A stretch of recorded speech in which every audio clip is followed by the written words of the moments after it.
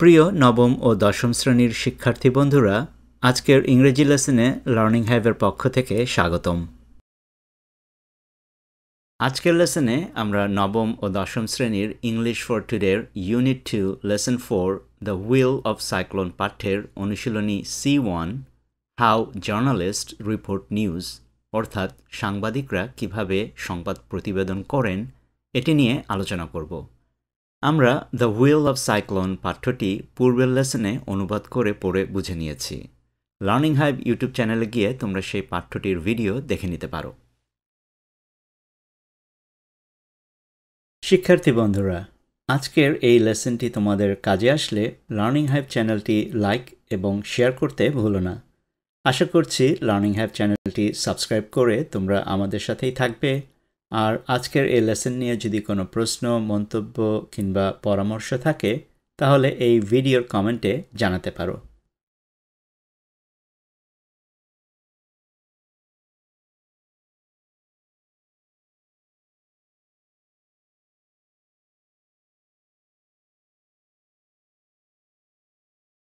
অনুশীলনী C1 find out published news প্রকাশিত সংবাদ খুঁজে বের করো।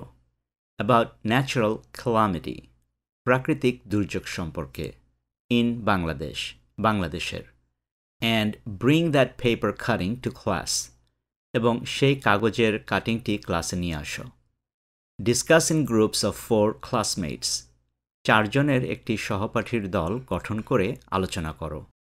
On how journalists report news of disasters সাংবাদিকরা কিভাবে দুর্যোগের খবর প্রতিবেদন করে সে সম্পর্কে।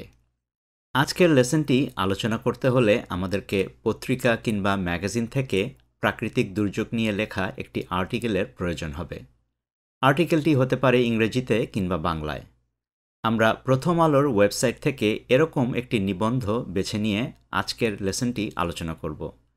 তবে তোমরা ক্লাসে যেই আর্টিকেল নিয়ে যাবে তোমরা সেই আর্টিকেলের আলোকে গ্রুপে আলোচনা করবে। প্রথম আলোর ওয়েবসাইট থেকে যেই আর্টিকেলটি আমরা নির্বাচন করেছি সেটির শিরোনাম হচ্ছে আইলা এসে আমাদের সব শেষ করে দিয়ে গেছে। আর্টিকেলটি যিনি লিখেছেন তার নাম হচ্ছে ইমতিয়াজ উদ্দিন। ঘূর্ণিঝড় আইলা 1909 সালের 25শে মে বাংলাদেশের উপকূলীয় অঞ্চলে ঘণ্টায় 110 কিলোমিটার বেগে আঘাত এনেছিল, যার ক্ষয়ক্ষতির প্রভাব এখনও অনুভূত হয়। এই আর্টিকেলটি পাওয়া যাবে নিচের এই ঠিকানায়, অথবা এই কিউআর কোডটি মোবাইল ফোনের ক্যামেরা দিয়ে স্ক্যান করেও পেয়ে যেতে পারো এই আর্টিকেলটি।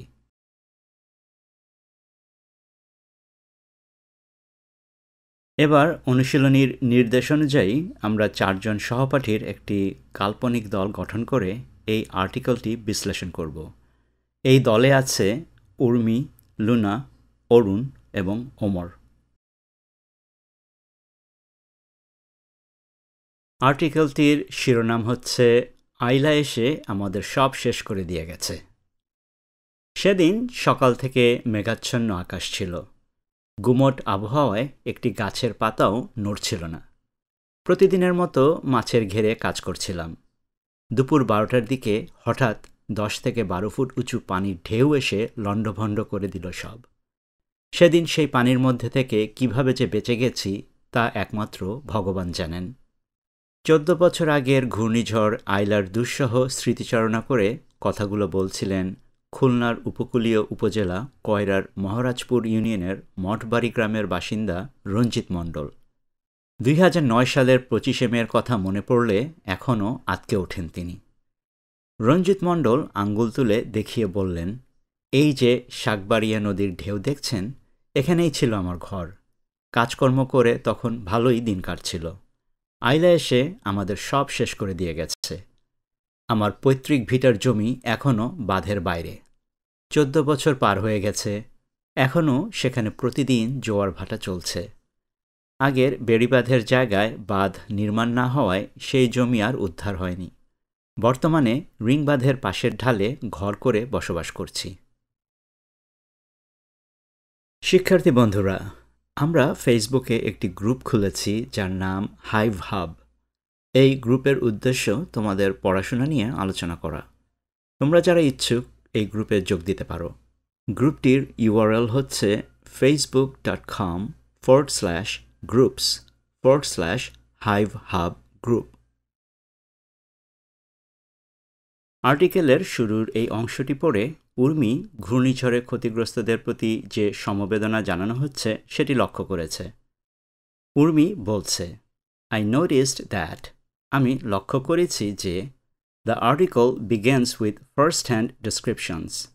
প্রবন্ধটি সরাসরি বর্ণনা দিয়ে শুরু করে। From survivors like রঞ্জিত মণ্ডল, রঞ্জিত মণ্ডলের মতো বেঁচে যাওয়া মানুষের কাছ থেকে। Whose personal losses make the disaster's consequences feel immediate and real. যাদের ব্যক্তিগত ক্ষতি দুর্যোগের পরিণতিকে তাৎক্ষণিক এবং বাস্তব বলে মনে করিয়ে দেয়। Such approaches by the journalist, সাংবাদিকের এই ধরনের কৌশল, help readers feel sorry for the victims, পাঠকদের ক্ষতিগ্রস্তদের প্রতি সমবেদনা জানাতে সাহায্য করে, and understand the long-term struggles they face, এবং তারা যে দীর্ঘমেয়াদী সংগ্রামের মুখোমুখি হচ্ছে তা বুঝতে পারে। এখানের ভোকাবুলারি হচ্ছে ফার্স্ট হ্যান্ড, প্রত্যক্ষ, সার্ভাইভার, বেঁচে থাকা ব্যক্তি, কনসিকুয়েন্সেস, পরিণাম, ইমিডিয়েট, তাৎক্ষণিক, অ্যাপ্রোচ, পদ্ধতি, ভিকটিম, ভুক্তভোগী, লং টার্ম, দীর্ঘমেয়াদী, এবং স্ট্রাগল, সংগ্রাম।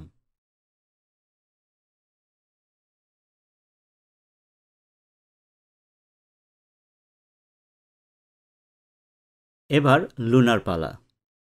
লুনা আর্টিকেলের এই অংশটি পড়ে ঝড়ের প্রত্যক্ষ বর্ণনা ক্ষতিগ্রস্তদের কাছ থেকে শুনে লেখক কিভাবে তুলে ধরেছেন সেটি লক্ষ্য করেছে। লুনা বলছে, মাই অবজারভেশন ইজ দিস, আমার পর্যবেক্ষণ হচ্ছে এরকম। Through vivid description of the cyclones arrival, ঘূর্ণিঝড়ের আগমনের স্পষ্ট বর্ণনার মাধ্যমে, সাচ অ্যাজ টাওয়ারিং ওয়েভস, যেমন সুউচ্চ বিশাল ঢেউ, দ্য ডিস্ট্রাকশন অফ হোমস, ঘরবাড়ি ধ্বংস, and the loss of lives, এবং প্রাণহানি, দ্য আর্টিকল ক্যাপচার্স, প্রবন্ধটি তুলে ধরেছে, the chaos and devastation caused by Aila, আইলার কারণে সৃষ্ট বিশৃঙ্খলা এবং ধ্বংসযজ্ঞের। These details help readers understand, এই বিবরণগুলি পাঠকদের বুঝতে সাহায্য করে, the intensity of the disaster, দুর্যোগের তীব্রতার।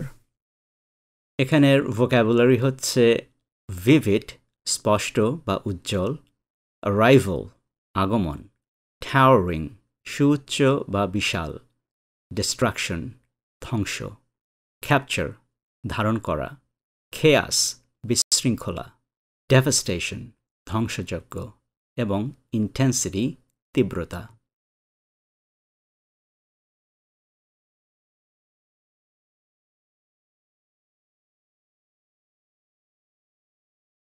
এবার অরুণ আর্টিকেলের এই অংশটি পড়ে ঘূর্ণিঝড়ের দীর্ঘমেয়াদী পরিণতি তুলে ধরেছে। অরুণ বলছে, the article does not just focus on the initial destruction, এই প্রবন্ধটি কেবল প্রাথমিক ধ্বংসের উপর আলোকপাত করে না, ইট অলসো পয়েন্টস আউট, এটিও উল্লেখ করে, how the affected communities are still suffering, ক্ষতিগ্রস্ত এলাকাবাসী এখনও কিভাবে কষ্ট পাচ্ছে। ইট ডিসকাসেস ইস্যুস, এটি বিষয়গুলি নিয়ে আলোচনা করে, সাচ অ্যাজ, যেমন ডিসপ্লেসড ফ্যামিলিজ, বাস্তুচ্যুত পরিবার, ড্যামেজড ইনফ্রাস্ট্রাকচার, ক্ষতিগ্রস্ত অবকাঠামো, স্যালিনিটি ইন্ট্রুশন ইন ফার্মল্যান্ডস, কৃষিজমিতে লবণাক্ততার অপ্রত্যাশিত প্রবেশ, and the lack of strong embankments, এবং শক্তিশালী বাঁধের অভাব। দ্য লং টার্ম ইফেক্টস, দীর্ঘমেয়াদী প্রভাব, অফ দ্য ডিজাস্টার্স, দুর্যোগের, ডোন্ট এন্ড, শেষ হয় না, ওয়েন দ্য স্টর্ম প্যাসেস, ঝড় চলে গেলেও, they also have lasting economic and social consequences, এর দীর্ঘস্থায়ী অর্থনৈতিক এবং সামাজিক পরিণতিও রয়েছে। এখানের ভোক্যাবুলারি হচ্ছে ইনিশিয়াল, প্রাথমিক, ডিসপ্লেসড, স্থানচ্যুত, ইনফ্রাস্ট্রাকচার অবকাঠামো, স্যালিনিটি লবণাক্ততা, ইন্ট্রুশন অনধিকার প্রবেশ, ফার্মল্যান্ড কৃষিজমি, ল্যাক অভাব, এমব্যাঙ্কমেন্ট বাঁধ এবং লং টার্ম দীর্ঘমেয়াদী।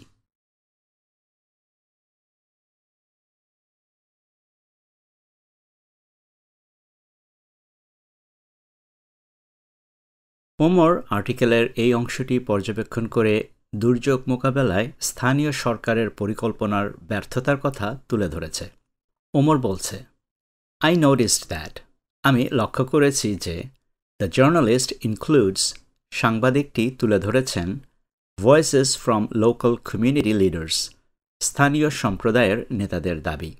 দে criticise the authorities slow or incomplete response তারা কর্তৃপক্ষের ধীর কিংবা অসম্পূর্ণ সাড়াদানের সমালোচনা করেন, such as যেমন the failure to build strong embankments মজবুত বাঁধ নির্মাণে ব্যর্থতা, অ্যান্ড দি অনগোয়িং ভালনারেবিলিটি এবং চলমান সংকট অফ কোস্টাল কমিউনিটিস উপকূলীয় সম্প্রদায়ের।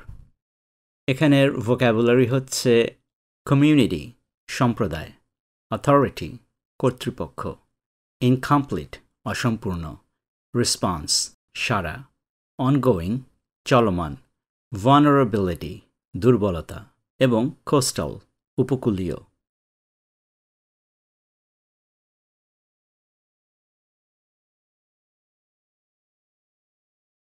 লুনা লক্ষ্য করেছে যে সাংবাদিক এই প্রতিবেদনটিকে পাঠকের কাছে আরও জোরালো এবং আবেদনময় করে তুলতে ক্ষতিগ্রস্তদের দুর্ভোগের ছবি এবং ছবিগুলোর নিচে ক্যাপশন ব্যবহার করে ছবিগুলো বর্ণনা করেছেন। লুনা বলছে, have you noticed the captions তোমরা কি ক্যাপশনগুলো লক্ষ্য করেছ? বিলো দ্য ফটোস ছবিগুলোর নিচে। Describe how families still live on risky embankments ঝুঁকিপূর্ণ বাঁধের ওপর পরিবারগুলো কিভাবে এখনও বাস করছে সেটি তুলে ধরেছে। And how children cross water channels এবং শিশুরা কিভাবে পানি পার হচ্ছে। On temporary rafts অস্থায়ী ভেলায় চড়ে। I think these images strengthen the article আমার মনে হয় এই ছবিগুলো নিবন্ধটিকে আরও জোরালো করেছে। And make the problems more real এবং সমস্যাগুলিকে আরও বাস্তব করে তুলেছে। এখানে ভোক্যাবুলারিগুলো হচ্ছে রিস্কি ঝুঁকিপূর্ণ, টেম্পোরারি অস্থায়ী, রাফট ভেলা এবং স্ট্রেংথেন শক্তিশালী করা।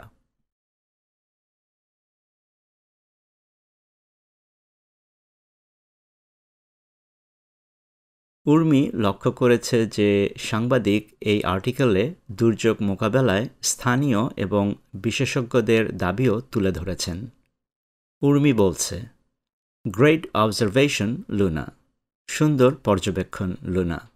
বিসাইডস ডকুমেন্টিং দ্য সাফারিং দুর্ভোগের তথ্যচিত্র তুলে ধরার পাশাপাশি থ্রু ফটোস ছবির মাধ্যমে দ্য আর্টিকেল অলসো ইনক্লুডস নিবন্ধটিতে আরও অন্তর্ভুক্ত করা হয়েছে demands from locals and experts স্থানীয় এবং বিশেষজ্ঞদের দাবি for sustainable embankments and better disaster preparedness টেকসই বাঁধ এবং উন্নত দুর্যোগ প্রস্তুতির।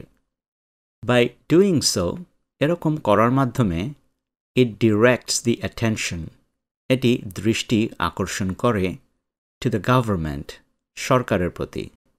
এখানের ভোক্যাবুলারি হচ্ছে অবজারভেশন পর্যবেক্ষণ, ডিম্যান্ড দাবি, এক্সপার্ট বিশেষজ্ঞ, সাস্টেইনেবল টেকসই এবং প্রিপেয়ার্ডনেস প্রস্তুতি।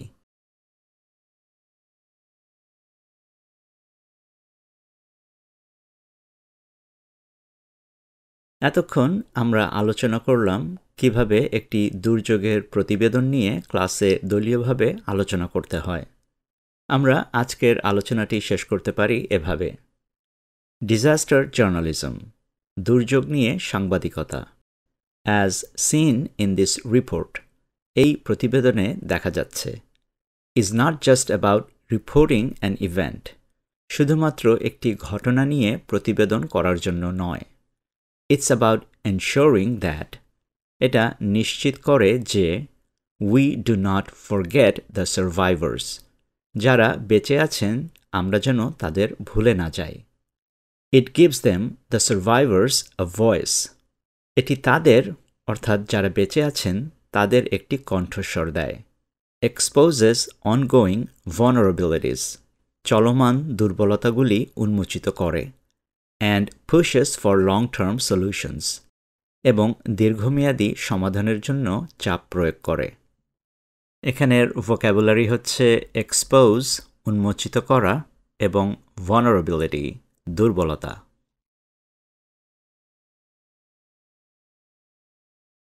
আজকে এ পর্যন্তই। আশা করি আজকের লেসনটি তোমাদের কাজে এসেছে।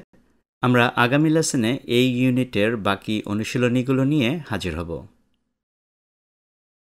আজকের লেসনটি এখানেই শেষ করছি। আমরা সামনে আরও ভিডিও লেসন নিয়ে তোমাদের কাছে হাজির হব। আশা করব লার্নিং হাইভ চ্যানেলটি সাবস্ক্রাইব করে তোমরা আমাদের সাথেই থাকবে।